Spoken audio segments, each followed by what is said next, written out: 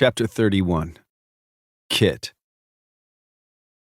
The little box on my desk is buried beneath piles of stained parchment. I hide it whenever I get the urge to think too long on my decision.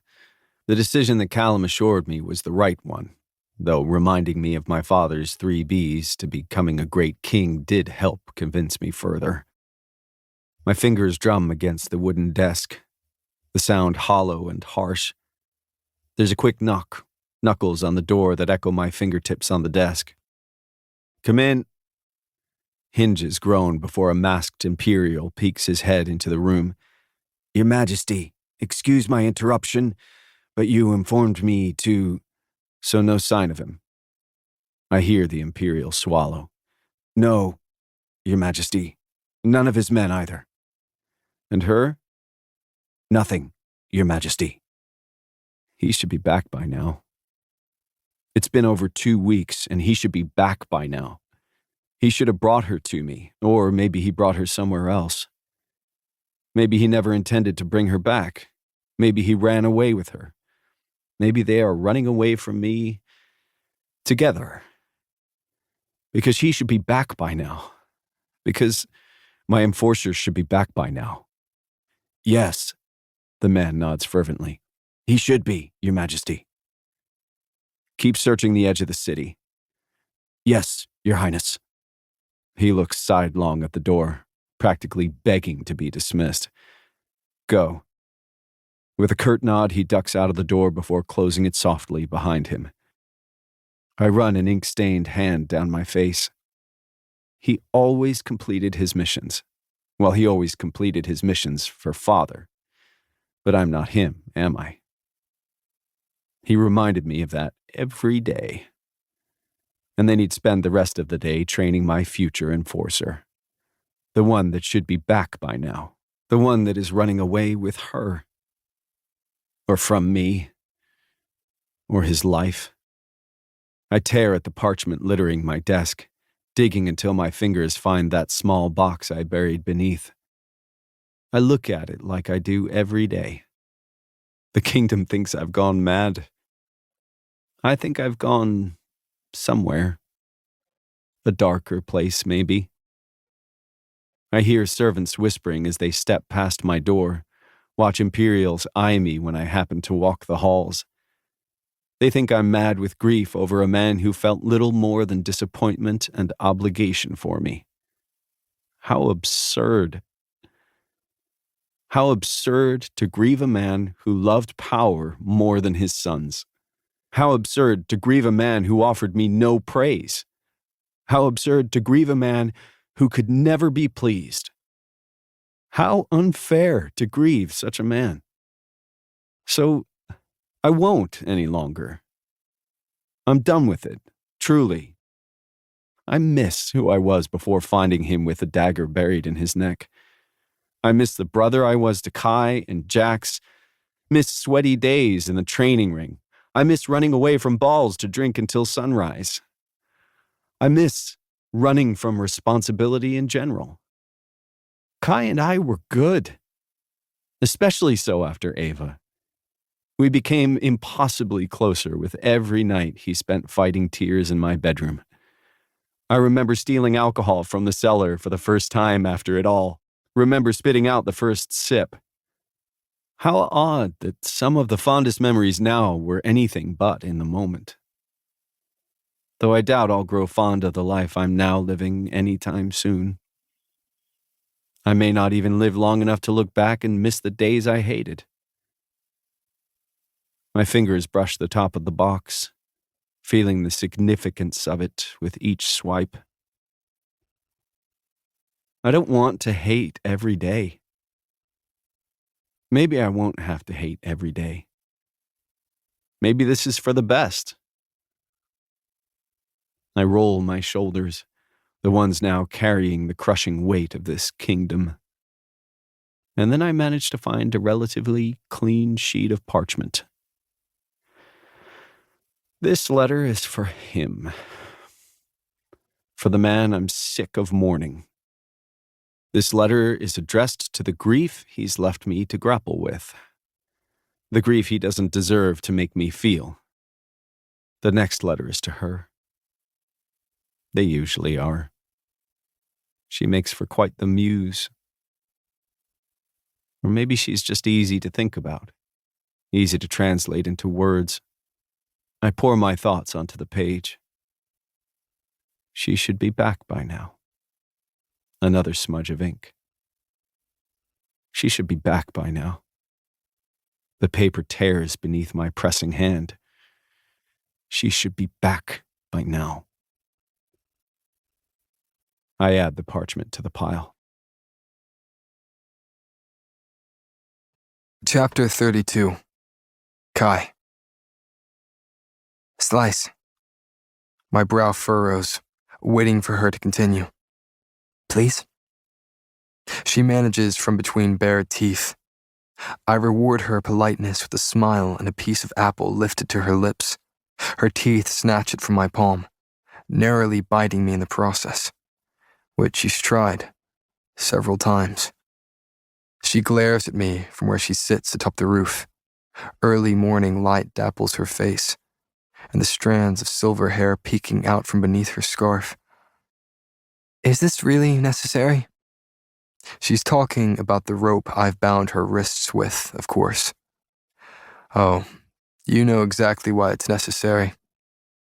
After a long day of walking to the quieter outskirts of the city, we managed to climb onto the roof of a rundown building where she had the nerve to pull a knife on me in my sleep. I woke up to the sound of her picking at the lock round her ankle before she held the blade to my throat. I'm slightly concerned that she managed to get a hold of a weapon without my knowledge. But the tiring scuffle ended with both hands bound behind her back with a strip of old tarp I'd found. Only then was I able to get some rest. Am I not supposed to try to escape my captor? She asks, exasperated. I'm not exactly the type to go quietly. Obviously not, I sigh, offering her another slice of apple. She takes it begrudgingly, hating that I'm feeding her. How long is this going to last? She wiggles her fingers at me from behind her back. Until the urge to kill me dies down. She huffs at a laugh. So it seems I'll forever be tied up. What a shame that would be, I say, distractedly, using the knife she found to cut slivers of apple for myself. I catch the quick roll of her eyes. This is becoming rather unenjoyable for the both of us. I cut another piece for her before reaching over to lift it to her lips. We're about halfway through door. If we make good time today, and don't run into any trouble, we might make... Slice? I shut my eyes, breathing deeply for a moment before I feed her another piece. As I was saying, I breathe, sounding calmer than I feel. We might make it to the Sanctuary of Souls in a couple days. Perfect. Her smile is deceptively sweet. One landmark closer to my death. I look away to the street below us, not wanting to think about the possible truth in her words. I hate that I don't know what Kit plans for her. Or worse, what he plans for me to do to her. Well, it's best not to keep the king waiting, She struggles to her feet, looking down at me as she adds, especially since we're taking the long way back to Ilya. We wouldn't want him to think something happened to you. Her tone is mocking, attempting to mask what she's truly feeling. I know better than most what that is like, so I say nothing as I stand to my feet, studying her face and the emotions she refuses to let me see. But it's the hand she waves at me from around her back that steals my attention. I need my arms to climb down. I smile slightly. I could just catch you at the bottom. This chain would pull me off the roof before we even got there. Fine, I say simply. Then you'll beat me to the bottom. A sound of annoyance climbs from her throat. I laugh lightly before closing the distance between us, watching her eyes flick between mine. She stills when I reach behind her back, brushing her sides before I grab her bound hands. It's only when she opens her mouth to tell me off that I cut the tarp with my knife, holding her gaze all the while. Her hands break free with a snap, the sound stretching a soft smile across her lips. "So, you don't want me to fall to my death?" She's close, smelling faintly of the end's cheap soap. I shrug. "Not if you're going to pull me down with you." "Well, that's the only way I'd allow myself to die." I'm smiling before I even get the chance to stop myself. Then I'm reaching up to tuck loose silver strands of hair into her scarf, my fingers brushing her temples. The feel of her skin has my mind wandering back to the alley, where my mouth was on her neck, feeling her pulse race beneath my lips. It's troubling how tempting she is. She tasted like a privilege, felt like a dream. It was an effort of sheer will to step away, to pry myself from her. But it was all pretend, after all. At least, that is what I keep telling myself. I run a hand through my hair before pulling the bandana over my nose. "Ready?" I ask, walking us over to the edge of the roof. "It wouldn't matter if I wasn't," she says cheerily. I shake my head and swing over the side of the building, gripping the tall lip of the roof while my legs dangle beneath me.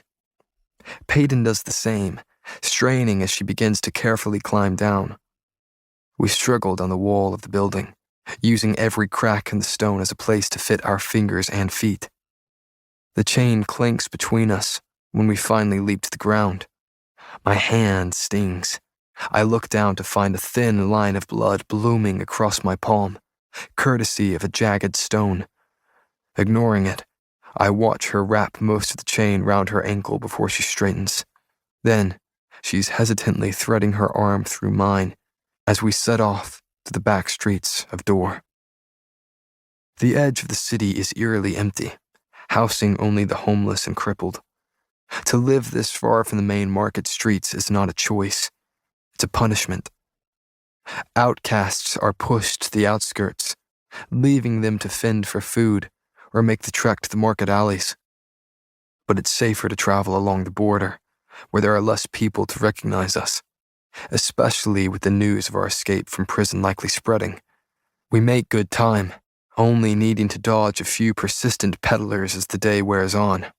It's only when we pass the fourth flyer of her face that she tears it from the shop's wall. "What?" she bites out, catching the glance I throw at her. "I'm sick of staring at myself." She's about to crumple the poster when I snatch it from her. "Let me see this."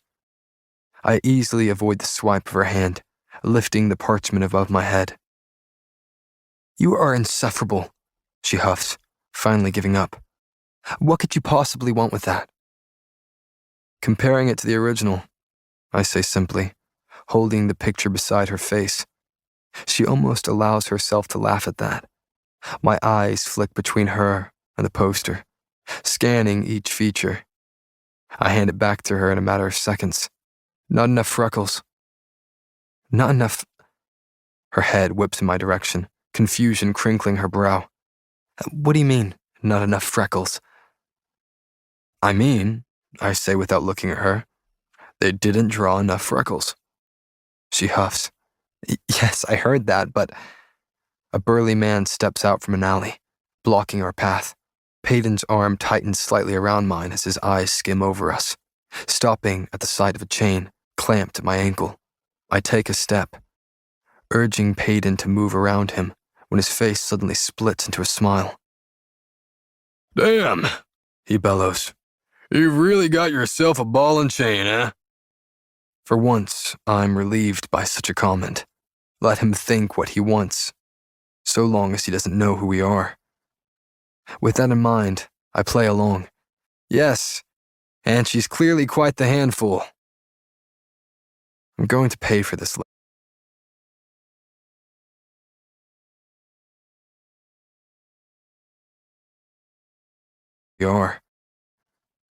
With that in mind, I play along. "Yes, and she's clearly quite the handful." I'm going to pay for this later. I can feel it in the way she's squeezing my arm. I rest my hand on Peyton's back, guiding her forward as the man laughs. You certainly put her on a leash. Her entire body tenses, ready to rip the man apart. I slide my hand round her waist, trapping her against me so she doesn't do anything rash. Well, I can't have her running away from me now, can I? His laughter fades behind us as we hurry past him and down the alley. I expected the elbow she throws into my ribs before the blow lands. That, she says softly, is the least you deserve. What exactly did you want me to do? I murmur. Tell him why you're chained to me? She doesn't bother answering as we step in time down the street. We walk in silence for several minutes, keeping our heads down and our pace even. It's only when a group of men step out in front of us that we falter. There's 4 of them, all large and lumbering. A man steps forward with a jeering smile, the one we escaped from just minutes ago. You know, he says, shaking a finger at us, I thought you looked familiar, girl. He pulls a crumpled piece of parchment from his pocket, holding it up for us to see Peyton's face staring back. So, this is the infamous Silver Savior, huh? I brace a hand on Peyton's back when he takes a slow step towards us. And that must make you the enforcer, sent to fetch her for your little king. We heard about your escape from Raphael, but he captured the both of yous easy enough. His smile only grows. We'll get a lot for these 2 boys. The elite freak can't take down all of us. In fact, I don't think the enforcer is half as powerful as we thought. I glance to the right, eyeing the empty alley there. I'd hate to say it, but I know, she murmurs back before lurching into a run. We skid into the alley, tripping over the chain as Peyton struggles to unravel it from her ankle. Shouts echo behind us, closely followed by the sound of thundering footsteps. I grab her hand as we zigzag through the uneven streets, focusing on keeping our feet beneath us. We won't lose them like this, she pants, pulling me in a new direction. I know, I say, swiping at the sweat stinging my eyes. The next right we make has us heading for one of our pursuers, forcing us to skid to a stop and turn around. Any brilliant ideas? I ask breathlessly.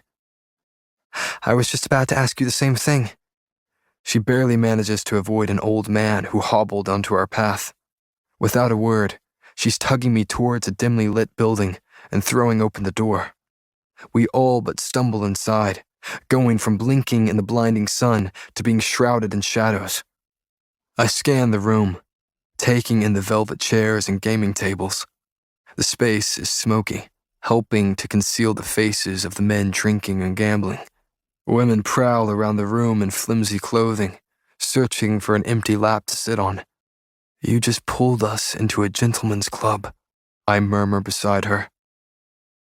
Of course you would know what this is, she whispers harshly. What now? Now, I say, letting my hand graze her lower back. We blend in. I pull the floppy hat from the pack slung over her shoulder and quickly rip the scarf from her head. Then I tug the hat low over her face, tucking the remnants of her messy braid into it. Play along, all right? I murmur, wrapping an arm around her waist. Take off your vest. It's recognizable.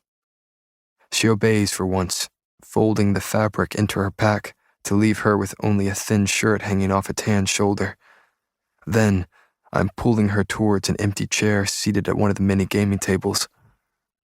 A few men encircle the game, peeking around the women on their lap to sort the cards in their hands, smoke puffing from the cigars hanging at their lips. I sink slowly into the velvet chair before pulling Peyton onto my lap. She sits straight and stiff until my hands find her hips to ease her back against my chest. Loosen up, darling, I whisper against her ear. Look like we belong here. She nods slightly, the brim of her hat nearly hitting me in the face. I feel her melt against me, convincingly more comfortable with where she's perched atop my thigh. Keeping one hand slung loosely across her hips, I use the other to signal the table to deal me in. After throwing the few shillings I have onto the felt, a man throws me several cards. She turns so her cheek is against mine and slowly wraps a lazy arm around my neck. It's just an excuse to whisper without looking suspicious, but I struggle to slow my racing heart, nonetheless. "What are you doing, Azar?" she murmurs, her lips brushing my cheek. I swallow at the feel of it. "You pay to play," I breathe, "and not playing will only draw more attention to us." She exhales against my skin in a way that has me clearing my throat.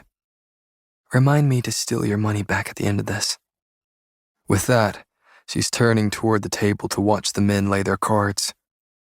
It would be a lie to say that I'm unfamiliar with the gentleman's club, though the one in Ilya feels much cleaner than this. But I know how these games are played, and, much more importantly, how to win them. "I doubt you'll need to do that, darling." I lay a card onto the worn table. "I don't plan on losing." The men round the table take their turns, frequently swapping out the women decorating their laps. I feel paid intense each time a girl is exchanged, hating how the men discard one just to run their hands over another. It's not long before a woman slinks over to wrap her arm around my shoulders. Her voice is high and breathy as she offers to take Payton's place. But when I open my mouth to decline, it's not my voice I hear. "This lap is taken," Payton says coolly, pulling herself closer with the arm still draped across my neck. With a huff, the woman nods and turns away to find another body to warm. A sly smile spreads slowly across my face. I lean forward to look at her, but she's stubbornly ignoring me, to instead focus on the game unfolding before us. Wanting to catch her eye, I drop my cards onto the table to drag her chin toward me. "Jealousy looks good on you, Gray," I murmur, my fingers still cupping her chin. Her eyes flick between mine, full of a familiar fire. "I'm not jealous." My gaze lingers on her lips before traveling down the length of her. "Then you just look good." She scoffs, turning her face from my hold. "Why don't you focus on not losing, I open my mouth to argue that it's her fault I'm distracted in the first place, when the door suddenly bursts open, flooding the room with harsh light. Two familiar men step inside, looming in the doorway and looking for us. Chapter 33. Payton. "You brought your own, eh?" I tear my eyes from the two men crowding the doorway to blink at the one beside us. The woman on his lap wears a feathered hat that sits precariously atop her head, likely knocked around by the handsy man she's perched on. His comment has my cheeks heating. I despise this place, and I despise having to act like nothing more than a pretty toy. Kai's hand tightens on my hip. "Don't be rash. We are being watched." That is what I hear in his hold, in the way he pulls me back possessively on his lap. His silent order has me relaxing against his chest, while peeking under the brim of my own absurd hat at the two men now perusing around the room. They look innocent enough, as though deciding what table they wish to gamble at, but their eyes are searching, studying each person in their path. "She's my good luck charm," Kai says simply, earning a few chuckles from the table. He's wrapped his arm fully around my waist, leaning in to rest his chin on my bare shoulder. With his bandana pulled from his face in the dim light, the stubble across his jaw tickles my skin, making me shiver. "What do you think, darling?" he asks against my ear, holding the cards in front of me. He says this loud enough for the table to hear, as though this is a regular routine for the two of us. I lean my head against his, feeling his breath on my cheek. Then I'm reaching up to tap a card. "This one." "That's my girl," he murmurs, placing the card onto the table. The game continues, though I'm paying no attention with the way his fingers are splayed across my stomach. I glance up at the men looking for us, finding them slowly making their way to our table. I know Kai notices too, when he ducks his face close to mine to hide subtly beneath my hat. I can't help but stiffen with every step our pursuers take. I'm ready to hop from Kai's lap and run if it comes to that. My fingers fidget with the skirt currently draped over the chain at my ankle, bunching the fabric in my sweaty palms. A firm hand runs down the length of my side, earning my undivided attention. "Relax, Gray," he breathes against my ear. His palm travels down my hip to the leg below, gripping me beneath the knee to pull me impossibly closer. "Pretend, remember?" His voice is a caress, mimicking the hand now running over my thigh. Right. Pretend. This is all anything is between us. Every touch, every look, every genuine moment. Pretend. I shift, turning sideways to fling my legs over his lap. Pretend. My hand finds the back of his neck, fingers combing through his hair. Pretend. Nothing means anything with him, and that's what I keep telling myself. His focus is fixed on me and far from the game at hand. "Am I distracting you?" I ask sweetly. "When are you not?" Your heart is pounding, Prince," I whisper against his ear at the feel of it thundering against his chest.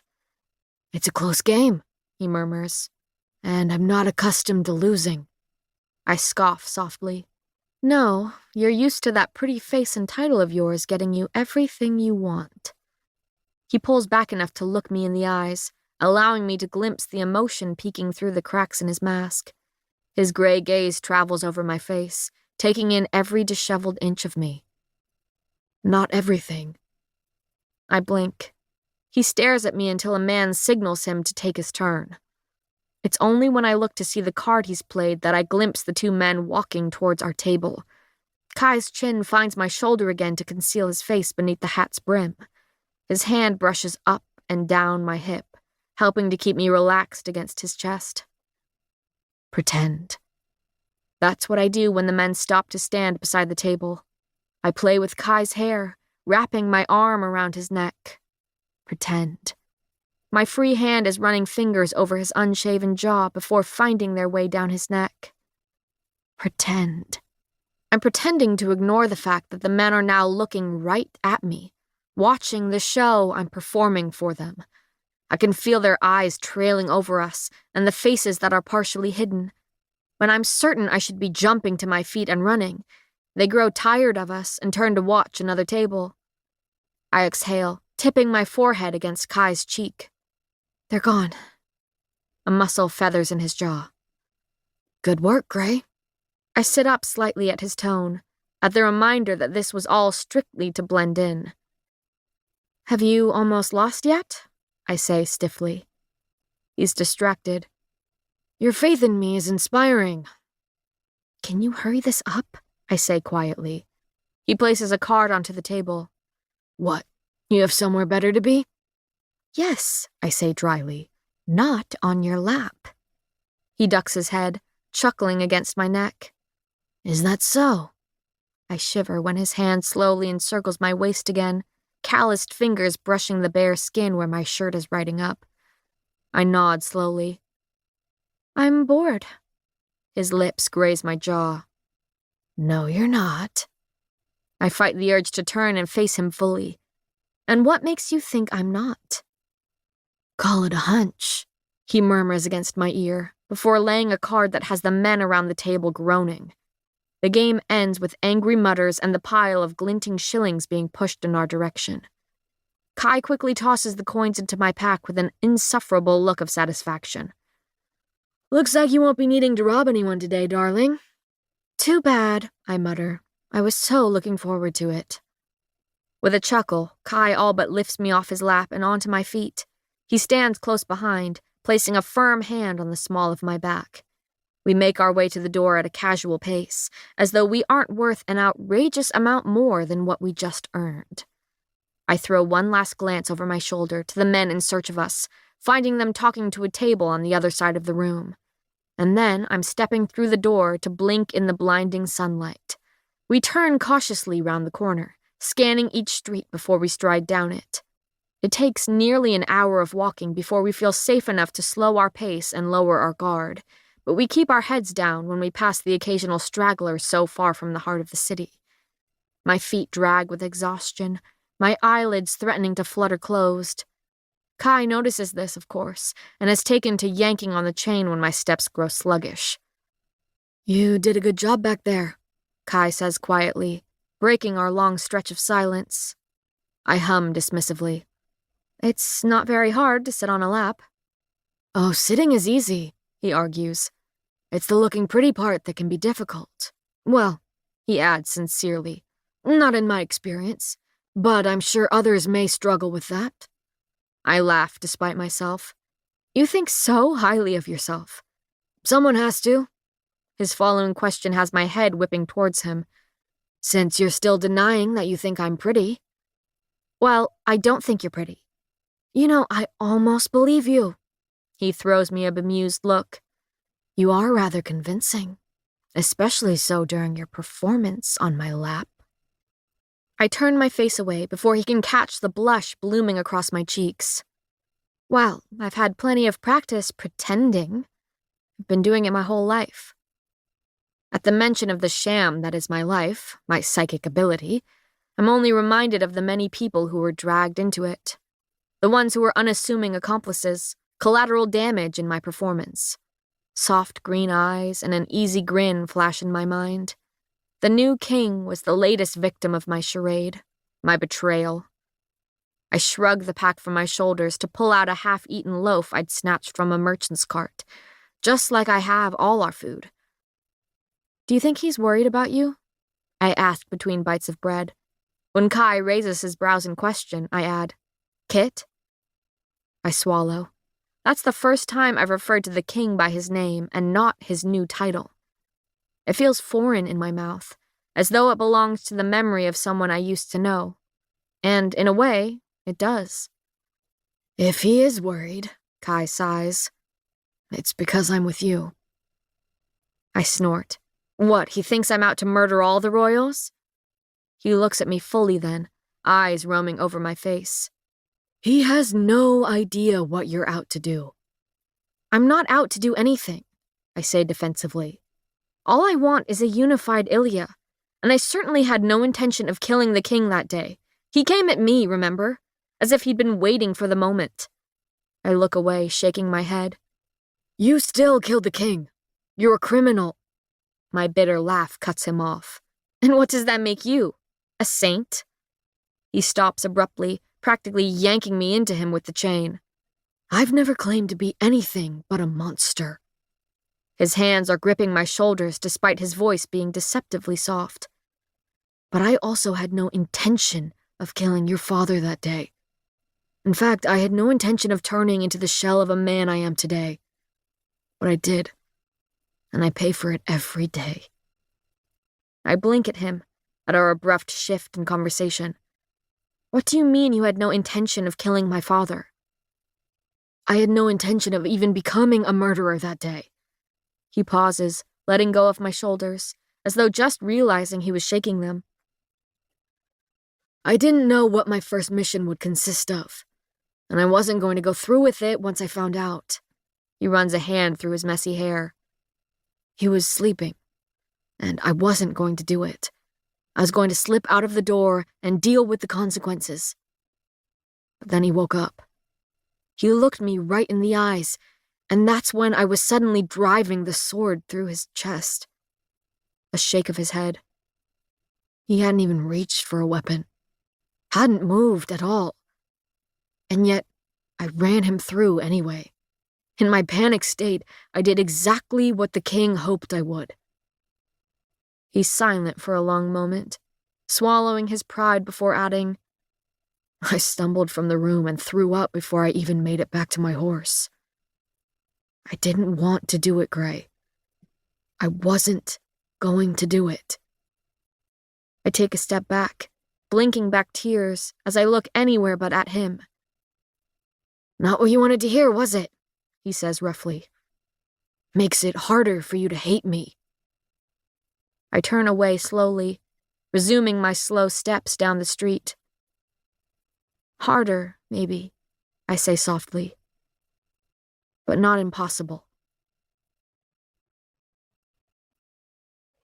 Chapter 34. Kai. The edge of the city is eerily deserted. With each step closer to the sanctuary of souls, the less people linger. It's to be expected, considering the bandits that haunt this corner of the city. We pass the occasional skittish stranger, hurrying to find their way back onto a crowded street. I glance sidelong at Peyton. She's been spinning that ring on her thumb for the past several hours while managing to look anywhere but in my direction. I hate it when it's like this, when we don't speak, when she acts like my prisoner. Your braid is falling out. It's not, actually, but I'm pathetic and couldn't think of a better way to break the silence. Talking about her hair is better than not talking at all. She grips the brim of the hat, looking around to find any wandering eyes. When she deems the coast clear, the hat slips from her head to let the braid tumble down her back. "Hold this," she orders, shoving the hat into my hands. "There's those lovely manners," I murmur, watching as she struggles with the knotted tie at the end of her braid. It's unbearable to watch, really. "Just let me do it." "Absolutely not," she laughs. "The last time you braided my hair, it was a mess, remember?" I was out of practice. Emotion flits across her face. "Well, I'm sure you've brushed up on your skills since then." I'm only confused for a moment before realization rams into me. She thinks I've been with other women. The thought almost makes me laugh, and yet I play along. "Does that bother you, Gray?" She ducks into a dim side street, pulling me with her. "Are you going to fix this, or should I?" She's still attempting to unravel the braid when I lean against the wall. That wasn't an answer. "What do you want me to say?" she huffs, whipping the braid behind her.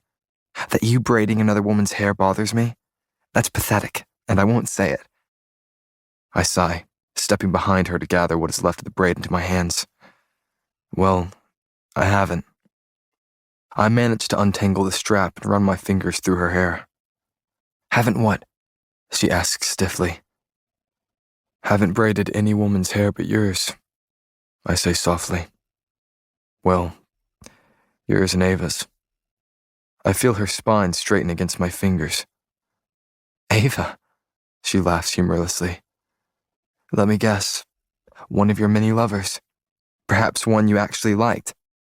I'm silent for a long moment, swallowing back the emotion climbing at my throat. "Yes, I liked her. Loved her even." "Great to hear. She was..." I blow out a breath. "She was life itself. Every bit of good I lacked." She glances over her shoulder, but I push her face back towards the wall. "Why are you telling me all this? To make me jealous?" I smile. "There's no reason to be jealous," she cuts through my words. "Really? Because it sounds like of my sister." I finish, talking over her. I think I hear her jaw snap shut. She stutters, searching for words. "I didn't know I had a sister," I say simply. "Of course you didn't. You and the rest of the kingdom weren't supposed to know."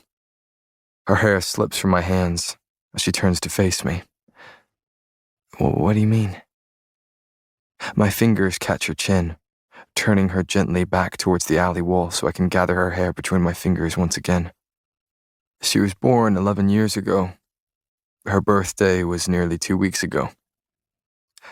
For her health, my mother wasn't supposed to have any more children, but Ava was unexpected, unplanned."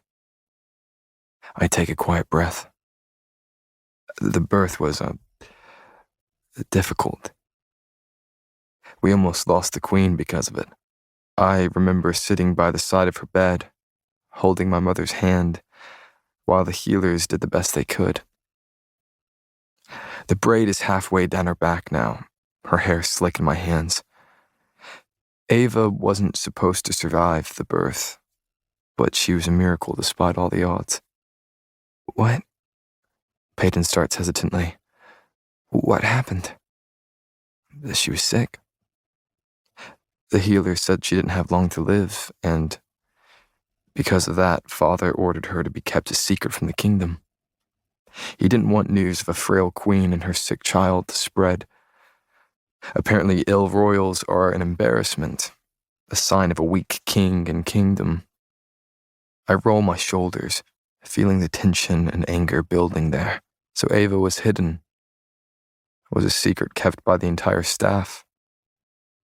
Still is. And now? Peyton asks softly. She was 4 when the sickness took her away from me. I swallow. I learned how to braid because of her. She was weak, and doing her own hair was something she struggled with. So I learned to do it for her. I used any excuse to spend time together. I'd endure every bit of training the king put me through because I knew she was waiting for me on the other side of it. I tie off Peyton's braid with shaky fingers. She had this beautiful, thick black hair, big blue eyes like my mother. Everyone joked that she was the prettier version of me. And when I looked at her, I saw the best parts of myself. Kai, Peyton starts. I didn't know. She wasn't supposed to ever step foot outside the castle that caged her in. I continue. Wasn't supposed to, she asks quietly. That sounds like she did. A soft smile lifts my lips at the memory. Oh, she did. I made sure of it. When it was clear the sickness would take her at any moment, I snuck her out into the garden one night. She splashed me with the freezing fountain water, picked as many flowers as she could. I pause. Oh, and she laughed. Plagues, despite it all, she always laughed. Her very essence was contagious. Silence stretches between us as Peyton slowly turns to face me. You never talk about her. I look away, shrugging as if the sadness of it all isn't swallowing me whole. It hurts too much. Kit never brings her up either. He knows not to, but everyone loved her. Everyone knows not to talk too much about her when I'm around. I run a hand through my hair. Even in death, she still feels like a secret. And I want to talk about her. I do. It's selfish, really, but every time I look at myself, I see a mangled version of her. I'm so sorry, Peyton whispers, her fingers hesitantly brushing across the top of my hand. I had no idea. And most people never will, I say bitterly. Even after she died, the king, Ava's father, refused to tell the kingdom about her. She's buried beneath that willow in the gardens, the one you found me under that night during the trials. I watch the realization widen her eyes. I visit her as often as I can. That's why you were there? She murmurs. I shake my head at the uneven cobblestones beneath my feet. I wanted to tell you, but I never thought I actually would. Her palm finds my arm, gentle and unsure. Thank you for telling me. She sounds shy, and I'm sorry about Ava. I smile slightly, desperate to lighten the mood and think of anything but my dead sister. So, I've never braided the hair of a lover, and I hardly think my 4-year-old sister is anyone to be jealous of. A quick smile lifts her lips in understanding. She is familiar with the sound of a subject change, as if I would be jealous to begin with. I sigh in relief at her willingness to play with me. It's cute when you pretend you're not. A quick roll of her eyes before she's running her fingers over the braid. Not bad, Azar. I'm not fully convinced you haven't been practicing on someone. Just you, darling. She hums, flipping her hair over her shoulder. How sweet. I glance up at the setting sun. Let's get moving. We can make it a little farther before nightfall. I pick up her giant hat from where I tossed it onto the ground. She huffs when I push into her head and over her eyes. After lifting the brim to glare at me, she tucks the tail of her braid in before we set off onto the deserted street. You're stepping on my hand. Her boot is crushing the fingers I have wrapped around the ladder's rung. Oh, oops. Yeah, oops. I can't see a thing up here, she whispers down to me. The barn we've snuck into is swallowed in shadow, and the loft above the stables even more so. We are nearly out of door now, and anyone willing to brave the sanctuary of souls stops here for a ride through it. Horses bray softly beneath us, settling into their stables for the night. The shackle rubs against my raw ankle when she pulls herself up onto the loft. I feel my way up the ladder until I'm met with surprisingly sturdy planks of wood. I roll onto my back with a sigh, breathing in the smell of hay and the animals who eat it. Her shoulder brushes mine as she lies down beside me. The feel of it has my mind racing with the memory of her on my lap. I push the thought aside, just like I've done several times now. You don't think anyone saw us sneak in here? She whispers. I shake my head, stabbing hay into my hair. I don't think there's anyone even out here to see us. She's silent for a long stretch. I keep hoping he'll find me. Straw continues its stabbing as I turn my head toward her. Hoping who will find you? Lenny, she whispers, or any of the few people who still care about me. I'm sure they've looked for you, I say, ignoring the growing guilt I refuse to feel. Have you killed mixes? Or just ordinary so far? I stiffen slightly at the hurt in her voice. I haven't found any mixes in Ilya. Well, haven't realized what they were if I had. But now that I know what their limited power feels like, I don't doubt that I will. And then you'll kill them. I didn't say that. You didn't have to. She spits. They are exactly what you and the rest of the kingdom are afraid of. Your power is dwindling. I blow out a breath. They are the beginning of the end of the elites. And what is so wrong with that, if it means everyone gets to live? She whispers, pleading for me to understand. A silence surrounds us, interrupted only by the muffled stirring of horses. Your mother was ordinary, I finally ask.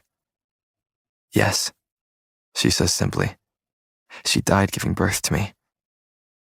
And your father a healer. You already know that. So, I say slowly, how is it that you're an ordinary? What are you... A pause. What are you talking about? I shrug, rustling the hay beneath my shoulders. Shouldn't you be a mix, then? That is, so long as your mother was... Well...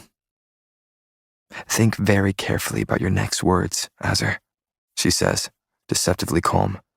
Because if you were about to suggest that my mother was unfaithful, I would think twice. Her voice is suddenly soft. They loved each other. I think you overestimate love, I say simply. You can't overestimate something that is infinite. Infinite. How equally intimidating and intriguing. I can just make out the outline in the darkness. You can't tell me that you've never wondered why you're ordinary. Her tone is dull. I guess I've been too busy surviving to figure it out. I quiet, contemplating her words. We'll sleep for a few hours before we grab a horse and head for the sanctuary. Can't wait, she mumbles groggily. You going to attempt to strangle me in my sleep? I pause. Again? Her voice is muffled against the pack she stuffed her face into. Well, it didn't exactly work last night, did it? Still breathing, I assure her. But it was a valiant effort. Don't mock. I'll push you off this loft. Then you'll be falling with me. She rolls over. It'll be worth it. Chapter 35. Payton. Hay is stabbing me in the head, and so is the finger Kai jabs me with. You sleep like the dead. I roll over, grumbling into the pack I've been using as a pillow. Just practicing for when I inevitably am. He makes a sound that might just be a stifled laugh. Up, now. I'm tired. So am I, he sighs. Specifically of you. You're the one who chained us together, I mumble. So you're not allowed to complain about my company.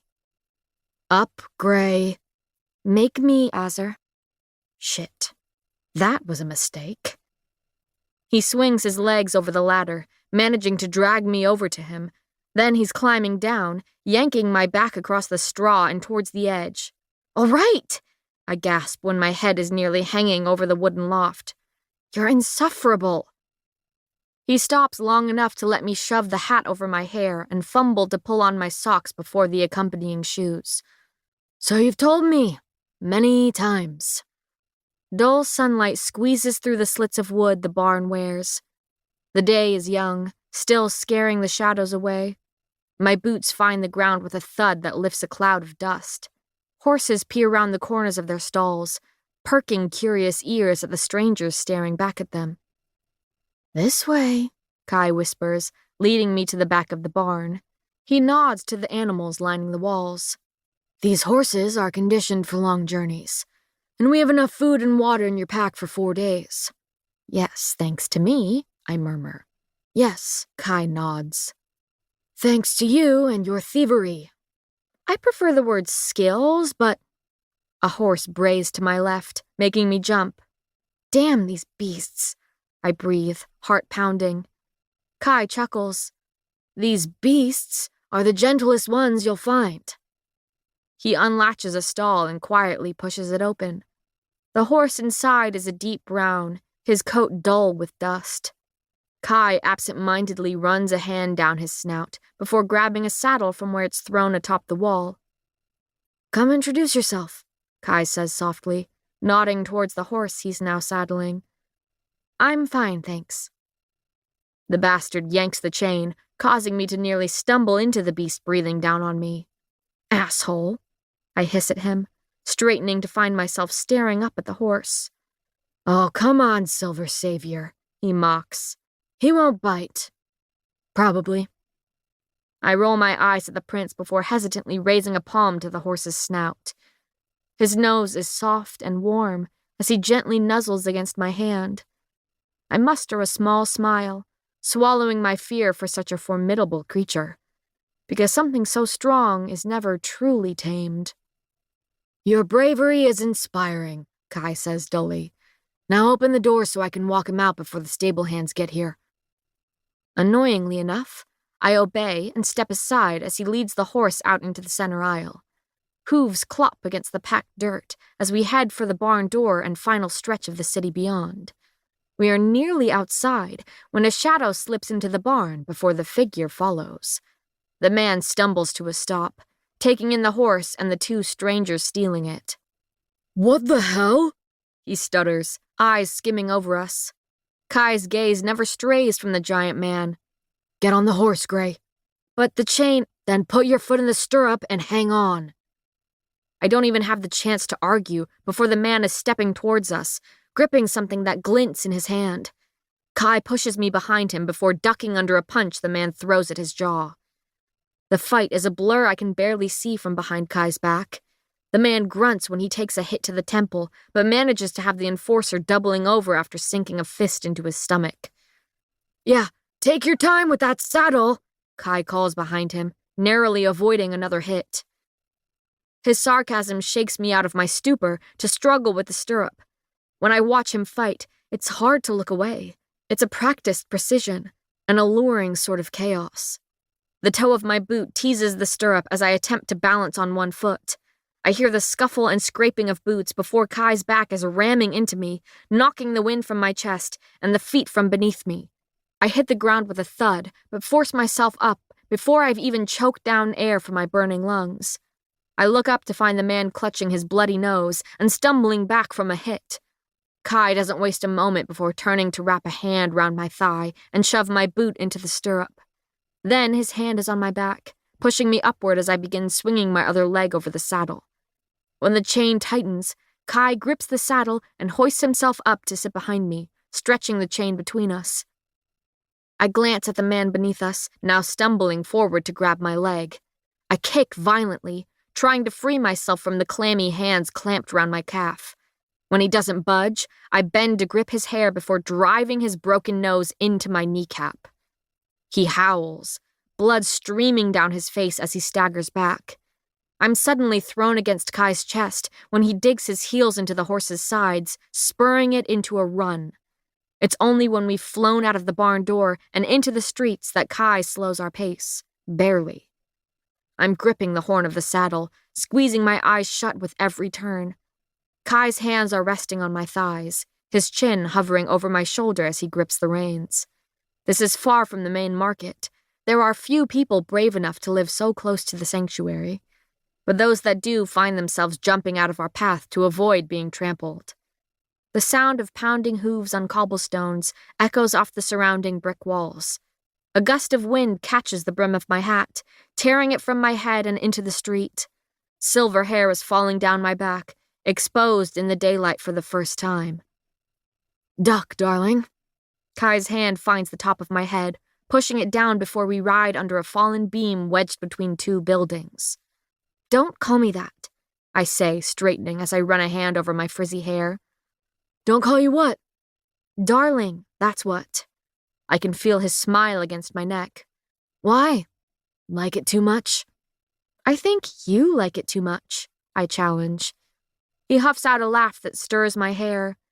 Wind combs its cool fingers across my scalp, and I almost sigh at the feeling. The open air is freeing, tempting me to stretch out my arms and embrace it. I watch what is left of the city pass by in a blur, barely glimpsing the occasional person pointing in our direction.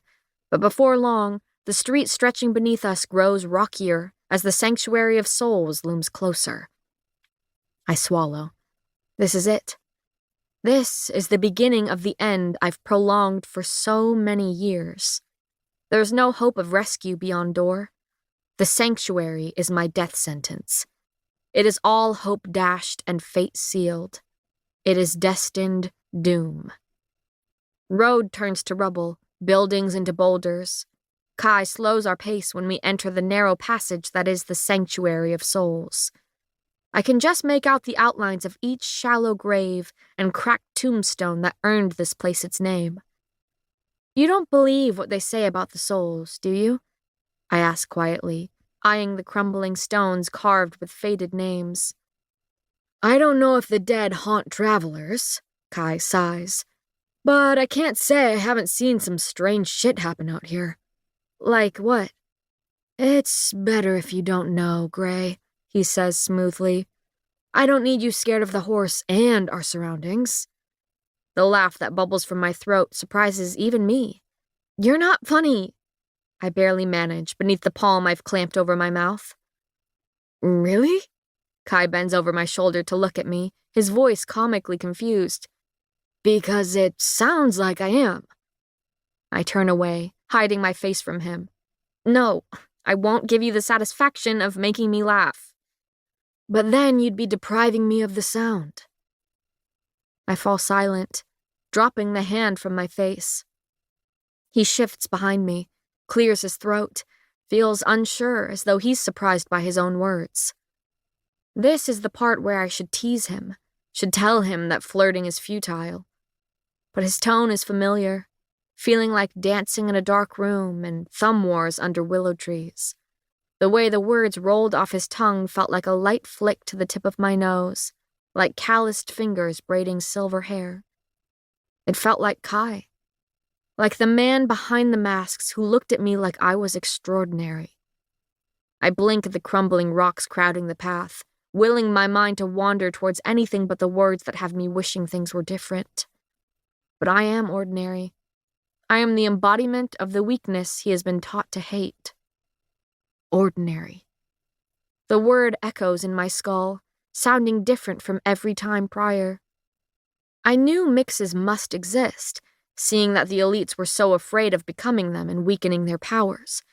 But I had never questioned why I wasn't one myself, why I am nothing but ordinary. I look down at the ring I'm fervently spinning on my finger. I feel foolish for not figuring this out sooner. But what I told the prince is the truth, a rare occurrence for me. I suppose I was too busy attempting to survive. We'll ride until nightfall and lie low until dawn. Kai's words cut through my thoughts. Bandits claim the dark, and will be hidden best on the ground. Right, I say absent-mindedly. A soft breeze ruffles the hair falling around my face, drawing my attention to the braid he wove and the mess of silver it's become. I haven't stopped thinking about Ava. Can't stop thinking about how gently he spoke of her, as though remembering how fragile she was. I could hear the love coding each word and the hurt echoing after. I think of the first trial, of Jack's dying in his arms. He almost lost another sibling that day. There are few people he cares about that he hasn't watched die or betray him. The sun beats down on us, and I'm beginning to wish my hideous hat hadn't blown away. I roll up the sleeves of my shirt, exposing sun-drenched shoulders to the sky. We've been riding for a long while now, silently scanning our surroundings and sorting out our thoughts. Looming stones surround us, casting the occasional shadow into our path while they burn in the midday sun. I bet you could cook an egg on one of these rocks, I say, my voice rough from lack of water and use. When I don't hear some witty response, I shift slightly, feeling a weight on my pack. With a glance over my shoulder, I glimpse inky waves resting against my back. I swallow, suddenly feeling his deep breaths, his hair tickling my arm. He's asleep. The action is so unbelievably human. His body is limp, at peace, and completely vulnerable. I doubt he slept more than a handful of hours these past few days. But here he is, breathing deeply with his hands resting on my thighs, his fingers a loose fist around the reins. I blink down at the leather that could lead me anywhere, could steer even the strongest creature. My heart pounds against my chest. This is it. This is hope. Taking a deep breath, I begin gently uncurling his fingers from the reins, stopping at even the slightest stir. When his left hand is free, he reaches for something, flexing his fingers instinctively. I swallow, placing my palm atop his own before threading my fingers through his. I hold my breath until he stops stirring, seemingly content to be holding my hand instead of the reins. I make quick work of his right hand, freeing the strap to gather it into my own. There's a fistful of leather now clenched in my hand, and I haven't the slightest idea of what to do with it. I pull to the left, hoping to convince the horse to turn. Nothing. I take a breath. Then I pull harder. The horse shifts to the left, now walking closer to the wall of rocks. I swallow my frustration and prepare to tug even harder. Because if I can get this horse to head back towards door, I wouldn't. A hand wraps round my wrist, halting my attempt. I huff, looking up to shake my head at the sky. Damn you! Good try, Gray, he says, lifting his head close to mine. But you wouldn't have made it far. I shrug, attempting to act unbothered. Who said I was trying to make it anywhere? What if I just wanted to hold the reins? And my hand? He asks. Just wanted to hold that too? I had forgotten my fingers were still laced with his and quickly untangle them. I liked you much better when you were asleep, I say sweetly. Good to hear you liked me at all. Crumbling bread sticks to the roof of my mouth. I take another swig of the water we're supposed to be using sparingly, washing the dough down. The fire Kai built is dwindling, no more than dying flames in the growing darkness. He sits beside me, chain stretched between us, occasionally picking at his bread after tending to the horse. The poor creature must be exhausted after carrying us all day in the heat. We only stopped when the shadows crawled towards us, slipping over the stones to swallow us in darkness. You know, this was meant to be a final resting place for the royals, Kai was saying, nodding to the rocky ground around us. Hence the name, Sanctuary of Souls. The first queen was actually buried in a crypt within one of the caves, but when the bandits began to claim this land, they abandoned the idea. He takes a breath, reminiscing on the history of Ilya. So Marina, the first queen, is buried all alone in this place. I hum distantly. She doesn't seem to be alone. I gesture to the graves littering the ground several feet away. Just not with her fellow royals. The word is coated with a bitterness I hadn't intended to voice. She's not with her husband, Kai corrects. Her family. Right, I say quietly, as if that passes for an apology. So where is the rest of the Azar family buried? Kai picks at his bread. There is a cemetery on the castle grounds. Every king, queen, and child is buried there. Except one. Ava. With a slow nod, I shift, crossing my legs on the bedroll. Kai catches my wince at the movement. What's wrong? Nothing, I say quickly. Try again. I sigh. I'm just sore, okay? A laugh climbs up my throat. Plagues, Kit asked you to bring me back to Ilya and not take care of me. His eyes narrow slightly. He doesn't need to tell me to take care of you. So why do it? I lean forward, looking for any sort of crack in the mask he's wearing. Since when do you do anything the king hasn't ordered you to do? His voice is calm. What I felt for you went against every order I've ever been given. Well, then it's a good thing feelings aren't getting in the way anymore. I say quietly. He dips his head, suddenly interested in the loaf of bread still in his hands. I clear my throat, looking up at the stars winking down at us. Why did you... I pause to consider why I want to know the answer before I even finish the question. Why did you tell me about Ava? You said you never talk about her. He runs a hand through his hair, sighing at the crackling fire. I think that question deserves a dance. I choke on my scoff. I'm sorry? You know how this works, Gray, he says simply, as though it's painfully obvious. We dance, you get your answer. Please, I snort. This has to be a joke. His head tilts slightly to the side. Is that a no? Why, I say, exasperated, would you want to dance with me? You're asking more questions, and yet we still aren't dancing. I shake my head, smiling at the sky. Fine. I stand to my feet, brushing the crumbs from my shirt. But only because I want answers. Because this is ridiculous. He smiles slightly before standing to extend a hand I hesitantly take. Let's see what you remember. I remember how to stomp on your toes. I smile, draping my arm over his shoulder. I'm sure you do. His hand finds my waist, fitting there in a way that's far too familiar. Why don't you show me that you remember how to stand close to your partner? I fight the urge to deflect and force myself to step into his warmth. The corner of his mouth lifts as he takes my free hand in his own, lacing our fingers together. His palm flattens on the small of my back, making me swallow. Very good, Gray, he murmurs. Being close to me always was the most difficult part for you. That's typically how it is when someone is insufferable, yes. All right, smartass. He's looking down at me, smiling slightly. A long moment passes. Are we going to dance, or would you rather continue staring at me? I look away, cheeks burning. I was not staring at you. Fine. You were admiring me then. You haven't answered my questions, I cut in. And you haven't honored my terms. He nods down to my planted feet. We still aren't dancing. So start leading, Azar. His eyes flick between mine before a smile lifts his lips at my challenge. Yes, darling. He begins a simple step, forcing my feet to stumble in time with his. After several counts and far too much concentration, I finally relax into the movement, letting my feet find the familiar rhythm. So, I say slowly. My question?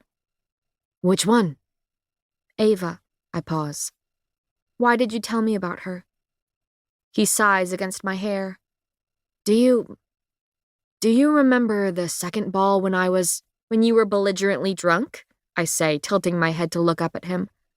His smile seems sad. Yes, when I was belligerently drunk. Which was your fault, by the way. My fault? I scoff. How was that my fault? You were dancing with my brother. That's how. He spins me then, surprising me into tripping over my feet. You were giving him that look like you do. What look? I'm not quite sure, he says quietly. You never gave it to me. I look away, unsure of what to say. He clears his throat. Anyway, one thing I remember very clearly from that night was when I dragged you onto the dance floor. Yes, I smile, happy to have changed the subject. I remember that very clearly too. I kissed your hand before we danced, do you remember? I nod slowly, recalling how his mouth brushed my knuckles for everyone to see. And then my lips found the pad of your thumb. His voice is a murmur, a memory made words. I hadn't even realized I'd done it, he shakes his head. And until that moment, I hadn't done it in years. I remember that too. I search his face in the shadows. I wondered what it meant. Ava was a crawler, he says quietly, still dancing slowly. My mind wanders to the many figures I've witnessed scaling the crumbling buildings in Loot Alley, their ability allowing them to climb effortlessly. She was only a defensive elite, he continues, cutting into my thoughts. Some people say that your level of power is due to how strong you are physically and mentally, and Ava was born weak. He spins me again slowly. As she got older, using her power was difficult. She would grow tired and fall from the walls. Then she would cry, saying that all she wanted was to be strong. He sighs through his nose, looking up at the stars. So, I would kiss each of her fingers to give some of my power to her. She loved it, made it higher up the wall every day. But she especially loved when I kissed her thumbs, told me it gave her extra strength. So, that's what I did. I kissed her thumbs every day until Kit helped me bury her. I hadn't realized there were tears in my eyes until one threatens to fall. You loved her very much, I whisper. I did. I do, he says simply. And I've never kissed a thumb that wasn't hers. So, I breathe, why mine? He finally meets my gaze, shaking his head slightly. Your spirit is familiar. You remind me of what could have been. In another life, I think Ava would have grown up to be like you. I struggle to laugh. What, you wanted her to be a criminal? No, he murmurs. I wanted her to be formidable, recklessly bold, powerful despite ability. I stare at him, taking in each word. I am none of those things, I whisper. He drops my hand to brush gentle fingers beneath my chin, raising my face up toward his. You are much more than those things. You overestimate me. No, I just see you. Adina was the only person who has ever truly seen me and stayed despite it. But she is gone. And it's the prince meant to kill me who now says the words she used to reassure me with. I swallow the sentences I don't know how to say. I've never cared enough to kiss someone else's thumb, he continues softly. But my lips found yours that day. And look where that got you, I whisper, fighting my smile. My gaze travels over his face, from the gray eyes that see me to the soft lips that have tasted me. I feel myself falling into something familiar, like a trap I'm willingly walking back into. His hand is firm on my back, burning like a brand and pulling me closer with each step of this back and forth dance between us. Once again, I find myself walking the sharp end of a blade, knowing it will inevitably cut me in the end. And yet, my fingers find his hair.